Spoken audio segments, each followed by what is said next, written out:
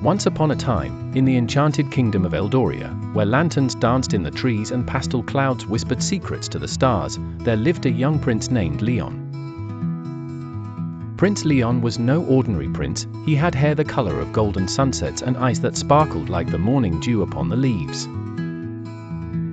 Eldoria, once a joy-filled land of vibrant flowers and laughter, had fallen under a dark curse. The skies were always gray, the rivers no longer sang, and the flowers turned their colors away. This sorrowful transformation was whispered to have been caused by the loss of the dragon's heart, a magical gem that kept the kingdom's spirit in peace and harmony.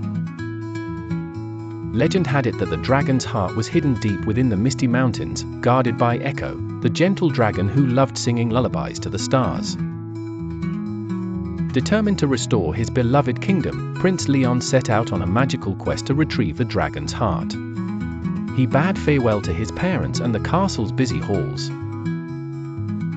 Armed not with swords or shields, but with his unwavering courage and the magical compass gifted to him by the wise old wizard, Arlo. As Prince Leon journeyed through Eldoria's enchanting forests, he encountered whimsical creatures who offered him wisdom and guidance. A clever fox with shimmering silver fur shared tales of bravery and taught him how to find his way using starlit paths. An owl with feathers made of moonlight spoke of patience and the power of listening to the songs of the wind. Finally, after days of traveling, Leon reached the Misty Mountains. The peaks were cloaked in clouds that danced like ghostly waltzers.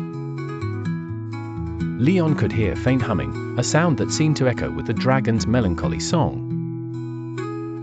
Climbing higher, Prince Leon arrived at a serene clearing where Echo the dragon lay. Echo was grand yet gentle, his scales glimmering like polished emeralds.